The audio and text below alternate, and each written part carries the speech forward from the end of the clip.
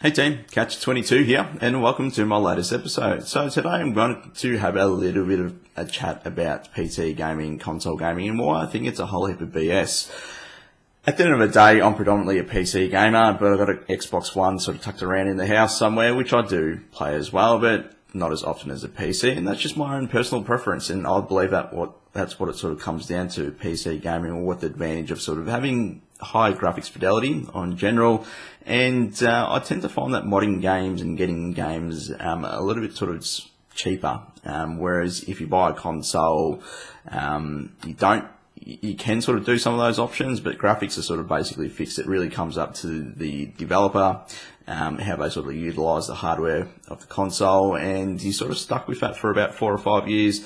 But in saying that, it is a lot sort of more cost effective. My PC cost about $2,000 a year ago, and it'll probably be okay for another year or two before it needs a good update to its graphics card, but now it's doing quite fine.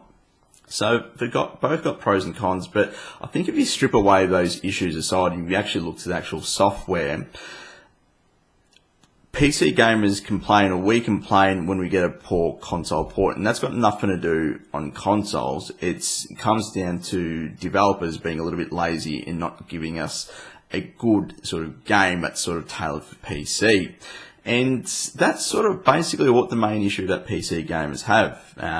Yes, we can brag about having different sort of graphic options and those things there, but at the end of the day, if you're sitting in front of a screen, regardless if it's in front of a TV or a computer screen there, you're still going to get the same enjoyment out of it. In fact, I'd say with a lot of console games, the multiplayer base tends to be a little bit on the higher side, so you're more likely to be able to find a game that you want. And Call of Duty Advanced Warfare is probably a good example to use. Right now on PC, this community is basically dead, but on console, I'm pretty sure I'd be able to sort of just hop on and find out, or play most game types then. So that's one issue there.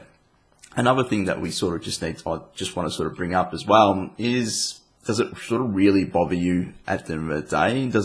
If someone is a PC gamer and they're happy to spend all those thousands of dollars sort of getting a top of the line machine, that's completely fine.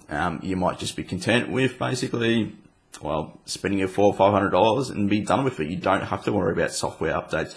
You don't have to worry about sort of complications or anything sort of along those lines. And probably it's just easier to sort of live with. And it's probably tends to be a little bit more social, as in if you've got 3 or 4 people around, you can just, as long as you've got some controllers and you've got the relevant game, you can just all hop in and play the same game. So you've got a lot of flexibility there.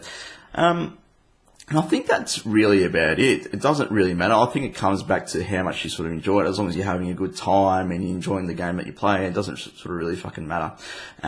It could be, look, there's always going to be agitation and trolls out there that say, oh, fucking my PC can run 60 frames per second, blah, blah, blah. Look, there is differences in some cases then, but the differences might be 10 or 20%. So I don't think you should sort of read into it. As long as you're happy, you can play what you sort of want to play. And that's basically about it. Like, I won't go into all the pros and cons and all those things there, but then the moral of the story is basically do what you're sort of comfortable with, make a commitment and sort of stick with it. That wraps it up, guys. Catch 22 out and have a good one.